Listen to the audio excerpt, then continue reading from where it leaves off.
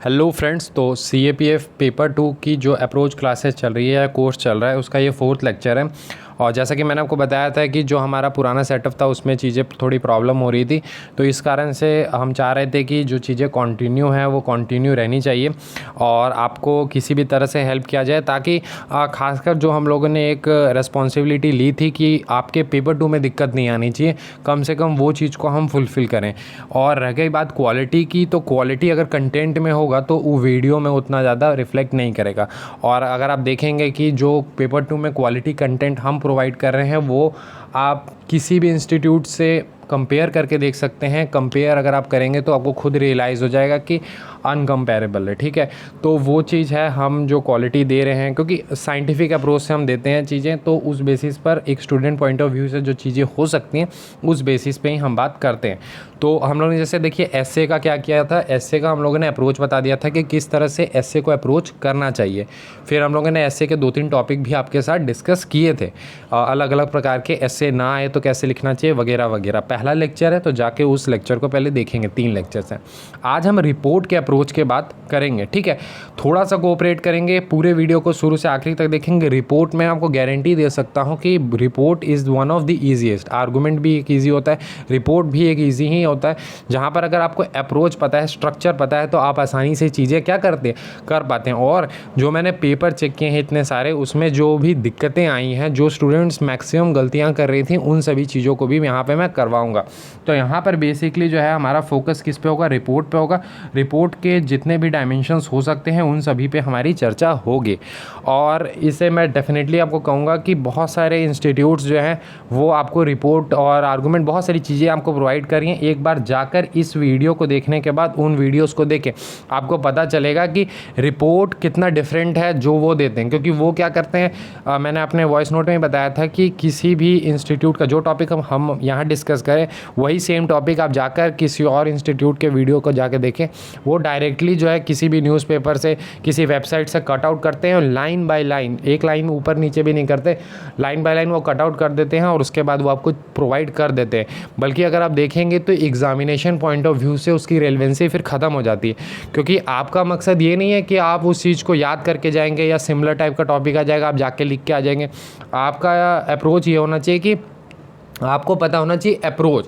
अगर आपको एक बार अप्रोच पता चल गया तो आप इजीली कर सकते हैं। मैं हमेशा यही कहता हूं कि पेपर 2 में राइटिंग सेगमेंट जितना भी है उसमें सबसे इंपॉर्टेंट चीज़ होती है to be simple and to be to the point. जितना ज़्यादा आप सिंपल रहेंगे और जितना ज़्यादा टू द पॉइंट रहेंगे, मार्क्स आपको मिलेंगे। अगर आप झूठ मूठ का इतना इंग्लिश में जार्गन्स यूज़ करेंगे, डिफ़िकल्ट लैंग्वेज यूज़ करेंगे रिपोर्टर की तरह, तो वो चीज़ तो पहले आप रिफ्लेक्ट नहीं कर पाएंगे वहाँ पर 3 घंटे में, और वो चीज़ आपके लिए ज़्यादा हैंडी रहेगी भी नहीं। क्योंकि देखिए, मैं आपको पहले भी बता रहा था कि वो इंस्टीट्यूट्स में जो भी चीज़ें हो रही हैं या कोई भी आपको कुछ भी प्रोवाइड कर रहा है, तो वो खुद आज तक एग्ज़ाम दिए भी नहीं है, या फिर जो भी चीज़ें हैं, बहुत सारे इंग्लिश टीचर्स भी हैं वो भी करवा रहे हैं, तो वो उस चीज़ को फील नहीं कर सकते कि 3 घंटे में जब आपको चीज़ें लिखनी होती हैं तो वो कितना ज़्यादा डिफ़िकल्ट हो जाता है, ठीक है। तो वो सारी चीज़ें हैं, ज़्यादा डिस्कशन नहीं करेंगे, हम लोग स्टार्ट करते हैं रिपोर्ट के ऊपर, ठीक है। तो देखिए, अगर हम रिपोर्ट की बात करते हैं तो सबसे पहले हमें क्या पता होना चाहिए, स्ट्रक्चर पता होना चाहिए, ठीक है। तो स्ट्रक्चर की अगर हम बात करते हैं तो देखिए, जो आपको बेसिक जो स्ट्रक्चर है वो आपको पता होना चाहिए रिपोर्ट का। अगर आपको बेसिक स्ट्रक्चर नहीं पता तो आप कहीं पर जाके देख सकते हैं कि पहले टाइटल लिखना होता है, XYZ लिखना होता है, प्लेस नेम डेट ऐसे आपको लिखना होता है, ठीक है।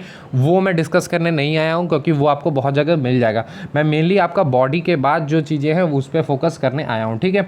तो बेसिकली अगर आप बात करते हैं तो हम बात कर सकते हैं कि पैरास, तो टोटल आपको सबसे पहले तो 4 पैरास बनाने चाहिए, ठीक है। यानी टोटल अगर आप रिपोर्ट लिख रहे हैं तो वो 4 पैरास आपको बनाने चाहिए। सेकेंड थिंग इज़ दैट 4 पैरे में क्या क्या कंटेंट्स आएंगे। तो द फर्स्ट पैरा अगर आप बात करते हैं तो फर्स्ट पैरा में हम लिखते हैं व्हाट, ठीक है, व्हाट, व्हेन एंड वेयर, ठीक है। अभी मैं एक टॉपिक लेके आपके साथ डिस्कस करूँगा, अभी थोड़ा ब्रीफली डिस्कस कर लेंगे उसके बाद। सेकेंड पैरा में आपके आएंगे रीजंस, या to be in better terms हम कहें तो कॉजेस, ठीक है। थर्ड में आपका आता है इम्पैक्ट, या हम कह सकते हैं consequences. And the fourth para, the last para, इसमें आते हैं एक्सपर्ट्स के ओपिनियन। ये बहुत इंपॉर्टेंट होता है, ठीक है। इसमें खुद का वे फॉरवर्ड ये सब ना दें तो ज़्यादा बेहतर होगा। तो ये आपका एक सिंपल सा स्ट्रक्चर हो जाएगा। पहले आपको लिखना है what, when, where, then reasons, causes, impact, consequences and then experts opinion. ठीक है, उतना आपको समझ नहीं आया होगा, मैं आपको टॉपिक के साथ जब डिस्कस करूँगा तो आपको समझ आ जाएगा। देखिए एक टॉपिक है जो हम लोगों ने आपके जो टेस्ट भी लिया था वहाँ भी दिया था, और आपको भी पता होगा कि ये टॉपिक काफ़ी इंपॉर्टेंट भी है, that is fuel price hike, या फिर टू बी बेटर टर्म्स हम कहें पेट्रोल और डीजल प्राइस हाइक, बट यहाँ पर हम थोड़ा स्पेसिफिक ही लिख लेते हैं, पेट्रोल, डीजल भी हो जाएगा, हम यहाँ पर सिर्फ पेट्रोल भी लेके चलते हैं, petrol price hike in India. ठीक है, ये आपका टॉपिक आ गया। देखिए वो सब आप कर लेंगे, पहले एक टाइटल लिखना होता है, XYZ लिखना होता है, या फिर कोई स्पेशल करस्पॉन्डेंट लिखना चाहता है तो वो लिख सकता है। अगर कोई XYZ, अगर मान लेते हैं कि कोई न्यूज़पेपर का नाम लिखना चाहता है तो वो लिख सकता है, प्लेस, डेट, ये सारी चीज़ें आप कर लेंगे, कहाँ लिखना होता है पेपर में, आपके लेफ़्ट साइड में, वो सारी चीज़ें आप देख सकते हैं। ठीक है, मेरा मकसद यहाँ पर मेनली कॉन्टेंट पे है। ठीक है, तो मान लेते हैं रिपोर्ट आपका आया है petrol price hike in India. ठीक है, अब इसे शुरू किस तरह से करना है ये इंपॉर्टेंट है। अब इसका मकसद ये नहीं होता कि कंटेंट ला के, क्योंकि देखिए यहाँ पे मैं भी कंटेंट वहाँ से ऐसे कॉपी कर लेता और लिख देता और उसके बाद उसको लाइन बाय लाइन पढ़ लेता, एक्सप्लेन कर देता, हो जाता, बट वो मकसद नहीं है, क्योंकि वो उससे चीज़ें फुलफ़िल नहीं होंगी, उससे आपको भी हेल्प ना मिलना है, एग्ज़ाम में तो बिल्कुल ही हेल्प नहीं मिलेगा। जो एग्ज़ाम दे चुके हैं वो इस चीज़ से रिलेट करेंगे। हाँ, सभी का मुझे फीडबैक ज़रूर चाहिए, अगर आप कमेंट में फीडबैक करेंगे तभी लगातार हम इस चीज़ को और भी आगे कंटिन्यू करते रहेंगे। ठीक है, और कोशिश करेंगे हम लोग कि इसको कंटिन्यू करें, आपको 15 to 20 लेक्चर्स अभी लगातार हम आपको प्रोवाइड करेंगे, तो उसके लिए आपको जो भी आपकी फीडबैक्स हैं वो देते रहेंगे, पॉजिटिव नेगेटिव, हम नेगेटिव को ही मोस्ट वेलकम करते हैं, तो नेगेटिव भी हैं तो भी आप दें। ठीक है, फीडबैक हमें चाहिए तभी आगे के लेक्चर्स आएंगे। ठीक है, अब इतना, ये तो छोटी सी कंडीशन है, तो ये आप कम से कम फुलफ़िल कर सकते हैं। फीडबैक आप दें, नेगेटिव दें बट दें, हमें फीडबैक चाहिए आपकी। ठीक है, तो अगर हम बात करते हैं यहाँ पर फर्स्ट पैरा, मैंने क्या कहा था कि फर्स्ट पैरा में हमें लिखना होगा व्हाट, व्हेन एंड वेयर। ठीक है, तीन चीज़ें। अब इसमें से मोस्ट ऑफ द चीज़ें जो होती हैं वो क्या होती हैं, क्वेश्चन में ही दिया होता है। जैसे व्हाट है तो व्हाट दिया हुआ है, पेट्रोल प्राइसेस क्या हो रही हैं, बढ़ रही हैं। वेयर, कहाँ बढ़ रही हैं सर, तो इंडिया में। ठीक है, व्हेन कब, रीसेंट टाइम्स में, रीसेंट मंथ्स में। ठीक है, तीनों का आंसर मिल गया आपको, व्हाट का आंसर मिल गया, व्हेन का आंसर मिल गया, वेयर का आंसर आपको मिल गया। अब इसको क्या कर सकते हैं आप, एक स्टेटमेंट में फॉर्मुलेट कर सकते हैं, बहुत ही सिंपल, ज़्यादा उतना कॉम्प्लिकेटेड करने की ज़रूरत नहीं है, बिल्कुल एकदम लेमैन लैंग्वेज में आप इजी से स्टार्ट कर सकते हैं। इस तरह से आप स्टार्ट कर लें, इन recent times, in recent month, इस तरह से कर लेंगे कि इन रीसेंट मंथ्स और in recent times there has been an upsurge in the price of what, in the price of petrol slash आप डीजल भी दे सकते हैं, petrol diesel prices all over India. ठीक है, ऐसा करके आप सिंपल सा रख सकते हैं। मतलब मैं क्या कहना चाह रहा हूँ कि व्हाट आपको पता चल गया, प्राइस में क्या हो रही है, हाइक हो रही है, प्राइजेज पेट्रोल प्राइजेज में हाइक हुई हैं, कहाँ हुई है, भारत में हुए हैं, भारत में ऑल ओवर स्टेट की बात कर सकते हैं, कब हुई है, इन रिसेंट टाइम्स हुई हैं। ठीक है, इसी को मैंने एक स्टेटमेंट के फॉर्मेट में आपको बताया कि इस तरह से आप एक स्टेटमेंट में लिख सकते हैं। लेकिन क्या आप एक लाइन लिख देंगे तो उससे आपका इंट्रो कंप्लीट हो जाएगा, नहीं, कम से कम 2 या 3 लाइन लिखने होते हैं। तो फर्स्ट लाइन में तो हम लोगों ने व्हाट, व्हेन, वेयर ही एक्सप्लेन कर दिया। सेकंड में आप उससे रिलेटेड कोई अगर आपके पास कॉन्टेक्स्ट है तो आप उस चीज़ को लिख सकते हैं। फॉर एग्जांपल यहाँ पर आप किस तरह से लिख सकते हैं, लेट्स से आप इस प्रकार से कुछ लिख सकते हैं कि there has been a rise in prices of petrol and diesel or anything which is different, right, different in different states, means the rise that has been there that is different in different state, और उसके बाद उसका reason लिख देंगे due to different state VAT. मैं कहना क्या चाह रहा हूँ, इसको किस तरह से आपको लिखना है कि आपको ये लिखना है यहाँ पर कि जो भी प्राइस राइज हुआ है, ठीक है, वो आप भी देखेंगे हर स्टेट में क्या है, डिफरेंट है। ठीक है, सारे ही स्टेट में ऑलमोस्ट क्या है, वो डिफरेंट है, और डिफरेंट है क्यों, क्योंकि जो स्टेट के वैट होते हैं वो क्या है, डिफरेंट है। अब इसमें आप थर्ड लाइन में ऐसा भी लिख सकते हैं कि पेट्रोल प्राइसेस के कि आप 3 कंपोनेंट बता देंगे। लेट्स से कि जो अगर हम प्राइसेस की बात करते हैं, ठीक है, तो वो प्राइसेस बेसिकली 3 कंपोनेंट पे होती हैं। जैसे पहला तो एक सबसे इंपॉर्टेंट है क्रूड ऑयल प्राइस, ठीक है, क्योंकि crude oil very very important, क्योंकि उसी से मेनली जो रिफाइन करके प्रोडक्ट प्रिपेयर होगा, तो क्रूड ऑयल के प्राइसेस तो इंपॉर्टेंट होती हैं। सेकंड कंपोनेंट होता है आपका सेंटर का जो सेंट्रल एक्साइज ड्यूटी होता है, ठीक है। And the third one is the state VAT, ठीक है, स्टेट वैट। और अगर आप देखेंगे स्टेट वैट में डिफरेंसेस होते हैं, यही कारण है कि आप देखेंगे ऑल ओवर इंडिया में आपको डिफरेंस इन प्राइसेस देखने के लिए मिलेंगी, क्योंकि एक्साइज ड्यूटी तो ऑल ओवर इंडिया सेम है, क्रूड ऑयल प्राइस सेम है, स्टेट वैट की वजह से ये डिफरेंसेस होती हैं। यहाँ पर ही अगर लेट से आप चाहते हैं कि थोड़ा सा करंट को इंट्रोड्यूस करें तो आप इस तरह से कर सकते हैं कि जैसे नवंबर 2021 में अगर आपको पता हो तो सेंटर ने क्या किया था, आपका सेंटर एक्साइज ड्यूटी को रिड्यूस किया था, 5 रुपीज़ अराउंड आपका पेट्रोल में किया था, 10 रुपीज़ आपका अराउंड डीजल में किया था। तो उस चीज़ को भी लिख सकते हैं, समझ रहे हैं। मतलब कुछ भी आपको लिखना है, टॉपिक को इंट्रोड्यूस करना है एज अ रिपोर्टर। आप सोचिए कि आप रिपोर्टर हैं और आप इंट्रोड्यूस कर रहे हैं, तो सिंपल है, कोई भी टॉपिक आता है आप ध्यान दें, what, when and where. What हो गया price hike, petrol price hike, when हो गया आपका इन रीसेंट टाइम्स, और वेयर हो गया आपका इन इंडिया या ऑल ओवर स्टेट। ये आपने लिखा।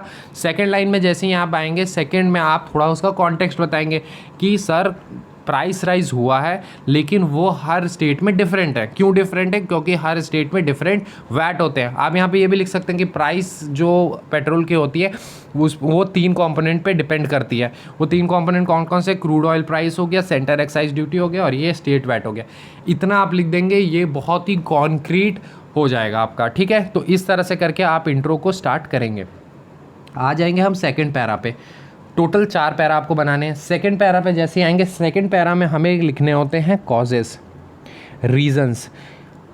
तो जो भी आपका टॉपिक हो, एग्ज़ाम में जो भी आपसे टॉपिक बोला गया हो, उसके आपको रीजंस या कॉजेस बताने हैं, ठीक है। क्यों, आखिर, वाई का आंसर आपको यहाँ मिलना चाहिए, यानी कि क्यों हो रहा है। अगर मान लेते हैं यहाँ टॉपिक क्या है आपका, पेट्रोल प्राइस हाइक, तो पेट्रोल के प्राइस क्यों बढ़ रहे हैं, उनके रीज़न। तो आप जब ब्रेनस्टॉर्मिंग करेंगे तो आपको 2-3 चीज़ें तो नॉर्मली पता चल जाएंगी। जैसे फॉर एग्जांपल मैं फर्स्ट बात करूँ, पेट्रोल प्राइसेस क्यों हाइक हो रही हैं। सबसे इंपॉर्टेंट तो पहले यही हो गया कि सर क्रूड ऑयल प्राइसेस ही बढ़ रही हैं। There is no doubt about it कि क्रूड ऑयल प्राइस बढ़ रही है। अगर यहाँ पर कोई आपको डाटा पता है तो वो और ज़्यादा बेहतर हो जाता है। अगर डाटा नहीं पता तो लेमन लैंग्वेज में इस तरह से लिख सकते हैं कि सर जो पर बैरल है वो करीब अब $120 से भी ज़्यादा हो चुका है, ठीक है। इस तरह से लिख सकते हैं। या फिर और आप इस प्रकार से लिख सकते हैं कि सर आप देखेंगे कोविड से पहले 2019 के अप्रॉक्स में तो 55-60 पर बैरल था, और अभी अगर आप रिसेंट टाइम में देखेंगे तो $120+ मतलब पर बैरल जा चुका है। तो यहाँ पर ये ज़रूरी नहीं है कि आप पूरा एग्जैक्ट ही लिखेंगे कि 128 हो गया है, 126 हो गया है, ज़रूरी नहीं है। आप अप्रॉक्स में भी थोड़ी बहुत लिख सकते हैं, उसमें कोई दिक्कत नहीं होता। हाँ, लेकिन बहुत ही ज़्यादा ये नहीं होना चाहिए। आप जैसे अराउंड 120+ चल रहा है आपका पर बैरल, तो आप ये नहीं कि लिख दिए 220, तो वो थोड़ा सा बैकफायर कर सकता है, लेकिन लिख सकते हैं, ठीक है। कभी कभी डाटा नहीं पता होता तो क्योंकि इसमें लिखने के लिए रीजंस काफ़ी हैं, तो आप डाटा को भी छोड़ सकते हैं, वैसा कुछ नहीं है, ठीक है। आप थोड़े बहुत डाटा छोड़ भी देंगे तो कोई दिक्कत नहीं होगी। वैसे एडवाइजेबल ये होता है कि डाटा पता है तो आप लिख दें, ठीक है। The second thing is that किस लिए जो प्राइजेस जो राइज हैं वो क्या है, तो देखिए ये बहुत इंपॉर्टेंट है कि राइजिंग डिमांड, ठीक है, डिमांड बढ़ रहा है। अगर आप देखेंगे कोविड के बाद अगर आप देखेंगे तो जो राइज डिमांड में देखने के लिए मिला है वो बढ़ गया है। अब ऑटोमेटिक सी बात है, अगर आप देखेंगे, अगर आपने इकोनॉमिक्स भी पढ़ा होगा, ये आपका बेसिकली डिमांड कर्व होता है, ये आपका सप्लाई कर्व होता है, ठीक है। अगर मान लेते हैं कि ये आपकी डिमांड कर्व शिफ्ट हो जाती है, यानी डिमांड कर्व राइज हो जाती है, ये आपका डिमांड कर्व राइज हो गया। पहले आपकी जो थी ये हो गया प्राइस, ये हो गया क्वांटिटी डिमांडेड। तो आपकी मान लेते हैं कि ये कोई प्राइस थी 60 या 100 जो भी, और इस पे 10 था, तो मान लेते हैं कि आपकी डिमांड क्या हो गई, बढ़ गई। तो डिमांड बढ़ने की वजह से आप देखेंगे कि जो प्राइसेस हैं इसमें आपको देखिए राइज दिखेगा, ये आपका 60 से 100 हो जाएगा। तो ये ऐसे ही मैं आपको एक्सप्लेन कर रहा था, बस ये मैं समझाना चाह रहा था कि डिमांड राइज होने की वजह से बेसिकली जो है वो प्राइस हाइक देखने के लिए मिलता है। आप ये इसमें थोड़ा बता भी सकते हैं कि कोविड की वजह से जो है वो डिमांड राइज हो गया है। थर्ड थिंग मैं आपको 3-4 बताऊंगा, आपको जो एग्ज़ाम में याद आएंगे 2-3 आप लिखेंगे, ठीक है। थर्ड हो सकता है कि एक लिमिटेड सप्लाई भी एक इम्पॉर्टेंट है, ठीक है। लिमिटेड सप्लाई की बात करें तो इस तरह से आप इसी में आप रसिया यूक्रेन कॉन्फ्लिक्ट भी लिख सकते हैं, या फिर अगर आप उसको फोर्थ रीज़न के रूप में लिखना चाहते हैं वो भी लिख सकते हैं। लिमिटेड सप्लाई में अगर आप कहें तो देखेंगे कि मेजर जो ऑयल प्रोड्यूसिंग स्टेट्स हैं, कंट्रीज़ हैं बेसिकली, उनका प्रोडक्शन क्या है धीरे धीरे कम हो रहा है, ठीक है। और जो मेन कॉन्टेक्स्ट है यहाँ पर आप डाटाज भी यूज़ कर सकते हैं अगर आपको डाटा पता है तो। जैसे डाटा की अगर मैं बात करूँ तो इंडिया जो है वो वर्ल्ड में 3rd largest petroleum oil consumer है, ठीक है। और इसमें अगर आप देखेंगे तो 20% डिमांड ही उनकी भारत की जो है वो डोमेस्टिक से हो पाती है। 80% उन्हें क्या करना पड़ता है, इंपोर्ट करना पड़ता है। और ये 80% में से एक लार्ज चंक दैट इज़ 60% वो होता है फुलफिल ओपेक से, ठीक है।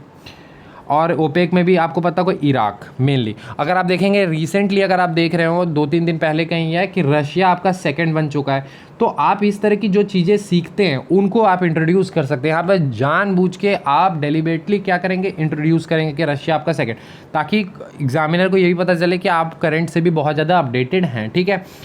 तो लिमिटेड सप्लाई एक बहुत बड़ा रीज़न है, ठीक है। तो यहाँ पर आप इस चीज़ को भी लिख सकते हैं। यानी आपके टोटल क्या हो गए, 3 रीजन्स हो गए मेनली। क्रूड ऑयल प्राइस में बढ़ोतरी यानी rise in crude oil price, दूसरा rising demand, and third one is your limited supply. यानी सप्लाई में जो लिमिटेड जो आपकी सप्लाई है बहुत ही लिमिटेड है, इस कारण से भी हमें देखने के लिए मिलते हैं। तो ये आपके 3 हो गए। इसको अगर आप मैं कहूँ कि 3 लाइन में या 4 लाइन में आप लिख दें हो जाएगा, ठीक है। यानी फर्स्ट पैरा आपका हो गया व्हाट, व्हेन एंड वेयर, जिसमें 3 लाइन्स मैंने आपको बताया किस तरह से लिखना है।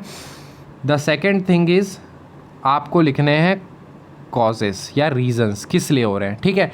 देखिए आपको इसी पे फोकस करना है, आपको अप्रोच जानना है। अगर आपने ये स्ट्रक्चर बना लिया ना, उसके बाद कोई भी टॉपिक आप ले लें जो रिपोर्ट में आ रहा है, कोई भी सेमीकंडक्टर शॉर्टेज वाला ले लें, टॉर ऑफ ड्यूटी ले लें, कोई भी ले लें, आप इसी तरह से सोचें। पहले जैसे ही टॉपिक आ रहा है आप सोचें कि व्हाट तो क्वेश्चन में दिया रहता है, सेमीकंडक्टर शॉर्टेज हो गया, कहाँ हो गया भाई, इंडिया में हो गया, ठीक है, कब हुआ, ऐसे। तो व्हाट, व्हेन, वेयर लिख ले। उससे रिलेटेड अगर आपको 1-2 बात पता है तो इंट्रोड्यूस करने के टॉपिक टाइम पे ही आपने लिख दिया, ठीक है। जैसे इसमें यहाँ पे हम लोगों ने लिखा कि वेरिएबल प्राइसेस हो रही हैं हर स्टेट में। कॉजेज़ रीजंस में 2-3 कॉजेज़ पता है ना, मोर देन इनफ है। 2-3 कॉजेज़ सबको पता होती हैं, तो कॉजेज़ लिखें। इतनी चीज़ें जो है ना वो ऑलमोस्ट मैंने देखी कि बहुत सारे बच्चे करते थे, मतलब कुछ तो इसमें मिस कर देते कुछ पॉइंट, लेकिन बहुत सारी चीज़ें। हीट वेव्स वाला भी एक हो जाएगा इसमें, कॉन्टेक्स्ट, रशियन कॉन्फ्लिक्ट को भी आप लिमिटेड सप्लाई में ऐड करते हैं। कॉजेज़ काफ़ी हैं, लिखने के लिए काफ़ी हो जाती हैं, ठीक है। आ जाते हैं हम थर्ड पैरा के ऊपर। The third para is what, consequences या कहें इम्पैक्ट। ये बहुत लोग मिस करते हैं, मुझे ये नहीं समझ आता क्यों। भाई इम्पैक्ट लिखने ज़रूरी हैं, very very important. Way for अपने सोल्यूशंस नहीं देने, हाँ इसमें गवर्नमेंट स्टेप्स भी चलते हैं बट अपने सोल्यूशंस कभी नहीं थे। तो इम्पैक्ट यहाँ लिखें। इम्पैक्ट में बेसिकली क्या लिखना होता है, देखिए एक तो बहुत ही सिंपल एंड लेमन लैंग्वेज में आपको पता होना चाहिए कि सर इन्फ्लेशन आपका क्या होगा, बढ़ जाएगा। इन्फ्लेशन में स्पेसिफिकली क्या, डोमेस्टिक इन्फ्लेशन। क्यों, अब इसमें भी थोड़ा सा मान लेते हैं आपको ज़्यादा इम्पैक्ट नहीं पता, मान लेते हैं एक ही यही पता है, तो इसको थोड़ा सा घुमा फिरा के इसको थोड़ा एक्सटेंड करके लिख रहे हैं कि आप देखेंगे ऑयल का अगर प्राइस इंक्रीज़ हो रहा है, फ्यूल प्राइसेस इंक्रीज़ हो रही है, तो वो ट्रांसपोर्ट के प्राइस को इंक्रीज़ कर देगा। और जो भी चीज़ें वो मेनली क्या है, डिस्ट्रीब्यूशन पे डिपेंड करती है। कोई भी प्रोडक्ट होता है वो डिस्ट्रीब्यूशन पे डिपेंड करता है, और डिस्ट्रीब्यूशन ट्रांसपोर्ट की मदद से होता है। इसके कारण जब ट्रांसपोर्ट प्राइजेस में इंक्रीज़ होगा तो हर वो प्रोडक्ट में क्या होगा, उसका राइस देखने के लिए मिलेगा। इस कारण से डोमेस्टिक जो आपको प्राइजेज इंक्रीज देखने के लिए मिलेंगी। इस तरह से आप एक्सप्लेन करके 2-3 लाइन में आप आसानी से लिख सकते हैं। वैसे अगर आपको और भी पता हो, नहीं पता इन्फ्लेशन से काम चल जाएगा इतना से। वैसे देखिए एक आपका होता है, ये सब इकोनॉमिक्स से थोड़ा रिलेटेड पता है तो ठीक है, नहीं तो छोड़ भी सकते हैं। CAD that is current account deficit. यहाँ पे देखिए वैसे तो ये इकोनॉमिक्स से रिलेटेड है बट यहाँ आ गया है तो मैं आपको एक्सप्लेन कर देता हूँ कि बेसिकली करेंट अकाउंट डेफिसिट होता क्या है। करंट अकाउंट डेफिसिट बहुत ही सिंपल है। करंट अकाउंट डेफिसिट क्या होता है, डेफिसिट से आपको पता है ये तो चल रहा होगा सर घाटा है, कुछ ना कुछ है। तो देखिए इसमें बेसिकली होता क्या है कि अगर इंपोर्ट आपका बढ़ गया एक्सपोर्ट के तुलना में तो उसे हम करंट अकाउंट डेफिसिट कहते हैं। लेमन लैंग्वेज में सिर्फ इतना ही होता है। यानी अगर मान लेते क्रूड ऑयल प्राइसेस बढ़ रही हैं तो आपका जो इंपोर्ट बिल है वो क्या बढ़ जाएगा, एक्सपोर्ट बिल तो वही है जो आपका मेनली है, क्योंकि आप तो क्रूड ऑयल एक्सपोर्ट कर नहीं रहे मेनली ज़्यादातर, तो आपका इंपोर्ट बिल क्या होगा, क्योंकि 80% तो आप क्या कर रहे हैं, इंपोर्ट ही कर रहे हैं, तो आपका इंपोर्ट बिल बढ़ जाएगा। और एक्सपोर्ट क्या है, वो लिमिटेड है, जितना है उतना ही है, तो इस कारण से वो करंट अकाउंट डेफिसिट हो जाता है। एक और टर्म आता है यहाँ पे फिजिकल हेल्थ भी आता है, ठीक है, ये भी इकोनॉमी से ही रिलेटेड है। फिजिकल हेल्थ क्या होता है, आपका वर्सन होता चला जाता है। अब फिजिकल हेल्थ क्या है, बहुत ही सिंपल है फिजिकल हेल्थ भी। फिजिकल हेल्थ की बात करें, देखिए अगर ऑयल की यानी क्रूड ऑयल प्राइसेस लगातार राइज हो रही हैं, ठीक है, तो गवर्नमेंट क्या है ज़्यादा टाइम तक जो है वो प्राइजेस ज़्यादा बढ़ा नहीं सकता, ठीक है। या फिर हम इस प्रकार से कहें इसको कि अब मान लेते हैं बढ़ेगी भी चीज़ें, लेकिन वो उतना ज़्यादा नहीं, वो मतलब गवर्नमेंट ज़्यादा समय तक उस चीज़ों को बढ़ा के नहीं रखेगी। रिसेंटली अब आप पहले का भी टाइम देखेंगे तो उस समय ऑयल बॉन्ड्स इशू किए गए थे, बट उतना टेक्निकलिटी में जाने की ज़रूरत नहीं है। तो इस कारण से क्या करेंगे, वो चीज़ों को रिड्यूस करेंगे। फॉर एग्जांपल अगर आप लास्ट टाइम देखें नवंबर 2021 में, तो नवंबर 21 में उन्होंने क्या किया, जो एक्साइज ड्यूटी है, सेंटर ने एक्साइज ड्यूटी को रिड्यूस किया, 5 रुपीज़ 10 रुपीज़ रिड्यूस किया। तो उसके कारण होता क्या है कि बेसिकली जो रेवेन्यू पार्ट है, क्योंकि सेंटर का रेवेन्यू क्या है, इसी सब से होते हैं, तो सेंटर की रेवेन्यू पार्ट में डिक्रीज होता है। तो इस कारण से क्या होता है कि जो कंट्री है उसकी फिजिकल हेल्थ क्या होती है, वर्सन होती चली जाती है। इतना ज़्यादा कॉम्प्लिकेटेड लिखने की ज़रूरत नहीं, वो तो मैंने आपको एक्सप्लेन कर दिया। Inflation is more than enough. वैसे देखेंगे तो इसका पॉजिटिव इम्पैक्ट भी एक छोटा सा आपको देखने के लिए मिलेगा। कहते हैं ना कि मतलब हर डार्कनेस में कहीं ना कहीं एक छोटी सी लाइट होती है, सेम वे में यहाँ पर भी एक पॉजिटिव थोड़ा सा देखने के लिए मिलेगा कि जो रेमिटेंसेज आ रही हैं, जो अरब कंट्रीज से आती हैं, सऊदी अरेबिया, दुबई, वेनेजुएला, ये सब से जो आती है, वो रेमिटेंसेज इंक्रीज़ करेंगी, ठीक है। But that is out of context, तो इतना ज़्यादा डिटेल में जाने की ज़रूरत नहीं है। तो तीसरा पैरा में आपको बेसिकली जो है वो इम्पैक्ट्स लिखने हैं, ठीक है। अब आ जाते हैं फोर्थ में। फोर्थ तो ऑलमोस्ट हर कोई मिस करता है, आई डोंट नो व्हाई। देखिए, एक्सपर्ट ओपिनियन हो सकता है आपको ना पता हो, आप जेनरिक फ्रेमवर्क में आप कोई ऐसा जेनरिक लेके लिख सकते हैं कि सर ऐसा किसी एक्सपर्ट ने कहा, या फिर आप ऐसा लिख सकते हैं कि मान लेते हैं किसी सीनियर जर्नलिस्ट ने कहा, इस तरह से जेनरिक कह सकते हैं, ठीक है। वैसे अगर आपको एक दो एक्सपर्ट्स के पता है तो आप लिख सकते हैं। जैसे मान लेते हैं, मैं आपको दो बता देता हूँ। एक आप रिसेंटली देखेंगे तो द पेट्रोलियम मिनिस्टर जो हमारे हैं हरदीप पुरी सिंह, उन्होंने कहा कि जो रशियन कॉन्फ्लिक्ट है उसकी वजह से आप देखेंगे कि ग्लोबल क्राइसिस है, और उस कारण से हर जगह ये इम्पैक्ट देखने के लिए मिला है। और इंडिया में comparative to other developed nations जो हैं वो कंपैरेटिवली कम है। अगर आप यूके में देखेंगे 51% के अराउंड में है, या यूएस में 55, इस तरह से हैं। तो डाटा नहीं लिखना है, बस आपको इस तरह से जेनरिक फ्रेम में लिख देना है कि सर इंडिया में तो कंपैरेटिवली उनसे कम ही है इम्पैक्ट, बाकी में और ज़्यादा इम्पैक्ट देखने के लिए मिला है। अगर ये आपको ध्यान नहीं आ रहा, कोई दिक्कत नहीं है, आप पीएम मोदी वाला लिख लें। पीएम मोदी बेसिकली ने कहा था कि जो भी अपोजिशन रूल्ड स्टेट हैं वहाँ पर वो जो रिक्वेस्ट कर रहे थे कि बेसिकली आप रिड्यूस करें सेंटर वैट स्टेट वैट को। क्यों? क्योंकि मैंने आपको कहा कि सर 3 कंपोनेंट है। तो क्रूड ऑयल प्राइसेस तो बढ़ चुकी हैं, ठीक है, क्रूड ऑयल में तो गवर्नमेंट का कोई रोल नहीं है। सेकंड आता है सेंट्रल एक्साइज, तो सेंट्रल एक्साइज सेंटर कम कर रही है। अब स्टेट वैट भी अगर कम होता है तो कंपैरेटिवली क्या होगा, धीरे धीरे प्राइसेस क्या होंगी, कम होंगी। तो PM Modi also requested opposition rule state कि आप जो है उसको रिड्यूस करें। तो इस बात को आप लिख सकते हैं। यहाँ पर ये भी लिख सकते हैं कि उन्होंने कहा कि बेसिकली कोऑपरेटिव फेडरलिज्म, क्योंकि एक टीम वर्क होना चाहिए। सेंटर अपनी तरफ से कुछ स्टेप दिखा रहा है, स्टेट अपनी तरफ से दिखा रहा है, तो ओवरऑल हम इस ग्लोबल क्राइसिस से क्या कर सकते हैं, फाइट कर सकते हैं। क्लियर है? ये सब में से 2-3 में से कोई भी आपको ध्यान पे पड़ता है तो आप आसानी से लिख सकते हैं, ठीक है। तो अगर मैं बात करूँ आपका ओवरऑल किस तरह का स्ट्रक्चर बना, सर पहले हम लोगों ने इंट्रो, यानी पहले पैरा में हम लोगों ने लिखा व्हाट व्हेन वेयर, ठीक है। दूसरे पैरा में हम लोगों ने लिखा है जो भी उसके कॉजेज़ हैं, रीजंस हैं। हम लोगों ने लिमिटेड सप्लाई लिखा, हम लोगों ने लिखा कि क्रूड ऑयल प्राइस बढ़ चुके हैं, राइजिंग डिमांड हो रही है, ठीक है, ये सारी। इसके बाद हम लोगों ने लिखा इसके कॉन्सिक्वेंसेज, इसके इम्पैक्ट। सर इन्फ्लेशन बढ़ जाएगा, डोमेस्टिक इन्फ्लेशन बढ़ जाएगा, करंट अकाउंट डेफिसिट और ज़्यादा होती चली जाएगी, फिजिकल हेल्थ जो कंट्री की है वर्सन होती चली जाएगी। लास्ट पैरा में आपको लिखना होता है एक्सपर्ट्स ओपिनियन। एक्सपर्ट्स ओपिनियन में आप आसानी से कोई भी एक्सपर्ट ओपिनियन आपको ध्यान पड़ रहा है, पीएम मोदी वाला कोई भी, वो लिखते हैं, ठीक है। ऐसे करके अगर आप ओवरऑल लिखते हैं, I can give you surety, simple रहने की कोशिश करें, टू द पॉइंट रहें, ज़्यादा इधर उधर जाने की ज़रूरत नहीं है कि ऑयल बॉन्ड लिखेंगे हम, ऑयल बॉन्ड के बारे में लिख देंगे, ये वो कुछ नहीं करना है। सिंपल रहें, स्ट्रक्चर जो मैंने बताया वो स्ट्रक्चर हर रिपोर्ट पे अप्लाई करें। जितनी चीज़ें पूछी जा रही हैं सिर्फ उनका कीवर्ड्स के फ्रेमवर्क में दिमाग में बनाएं। टॉपिक आता है सीधा सोचें कि sir what when where, maximum answers question में ही होता है, उसके तुरंत आ जाएँ क्यों हो रहा है ये, इम्पैक्ट पे सोचें, कॉजेज़ एंड रीजंस पे सोचें, फिर उसके इम्पैक्ट पे सोचें, और कोई एक्सपर्ट ओपिनियन देते, ख़त्म। सोचने में बहुत ही कम समय लगे, 1-2 मिनट आपको लगेगा, और उसके बाद आप आसानी से 6-7 मिनट में लिख देंगे, 7-8 मिनट में आपको ओवरऑल जो है रिपोर्ट तैयार हो जाएगा। आपको ईजीली जो है वो 7 to 8 मार्क्स मिल जाएंगे। इस तरह का आप एक कॉन्क्रीट रिपोर्ट लिखते हैं तो, ठीक है। तो उतना डिफिकल्ट नहीं है जितना आप सोच रहे हैं। अगर आप टू द पॉइंट अप्रोच पे काम करेंगे तो डिफिकल्ट नहीं होगी। हाँ, अगर आप आप ये सोच रहे हैं कि सर ये एक आर्टिकल मैंने ले लिया, इसको पढ़ लेता हूँ, इसको मैं ये कर ले रहा हूँ, याद कर ले रहा हूँ, वो सब करेंगे तो बिल्कुल नहीं होगा। टू बी वेरी फ्रैंक, वो सबसे नहीं होगा। वो नोट्स PDF सब देंगे, बोलेंगे ये पढ़ लो वो पढ़ लो, उससे नहीं होगा भैया। अगर आप अप्रोच पे काम करेंगे तभी होगा। अप्रोच अगर आपके पास क्लियर है, स्ट्रक्चर क्लियर है ना, कुछ भी आ रहा है आप लिख के आएंगे, ठीक है। चाहे रिपोर्ट हो चाहे ऐसे हो, आर्गूमेंट की भी आगे आएंगी क्लासेस, वहाँ पे भी मैं आपको आर्गूमेंट में भी बताऊंगा किस तरह से चीज़ें करनी है। अगर एक बार अप्रोच क्लियर है ना, आपकी दिक्कत नहीं आएगी। अप्रोच क्लियर नहीं है, ब्रेनस्टॉर्मिंग क्लियर नहीं है, थिंकिंग प्रोसेस डेवलप नहीं है, कितना भी कंटेंट इकट्ठा कर लें कुछ नहीं हो रहा, ठीक है। तो बाकी आप दूसरे जो भी इंस्टीट्यूट्स हैं उनके क्लासेस देखें और मुझे फीडबैक दें। जो भी आपके फीडबैक हैं, positive negative doesn't matter, feedback चाहिए हमें। फीडबैक अगर आप देंगे, इसके बाद भी लगातार क्लासेस आएंगे, 15-20 क्लासेस मैं आपको एश्योरिटी देता हूँ, दूंगा मैं, बट आपकी फ़ीडबैक चाहिए हमें। फीडबैक तो दे ही सकते हैं, छोटी सी चीज़ है, लाइक भी मत करें, सब्सक्राइब भी मत करें, कुछ ना करें, बट फीडबैक दें कम से कम, ठीक है। तो मिलते हैं अगले लेक्चर में, एक दो और रिपोर्ट के टॉपिक डिस्कस करेंगे ताकि आपको थोड़ा और क्लैरिटी मिले इसके ऊपर। मुझे उम्मीद है कि ये चीज़ें समझ आई होंगी। नहीं समझ आई हैं तो आस्क कर सकते हैं, कमेंट में भी पूछ सकते हैं। वैसे इनक्रेडिबल अभिषेक 10 पे पूछेंगे टेलीग्राम पे, तो मैं ज़्यादा अच्छे से एक्सप्लेन कर पाऊँगा। So thank you and have a nice day.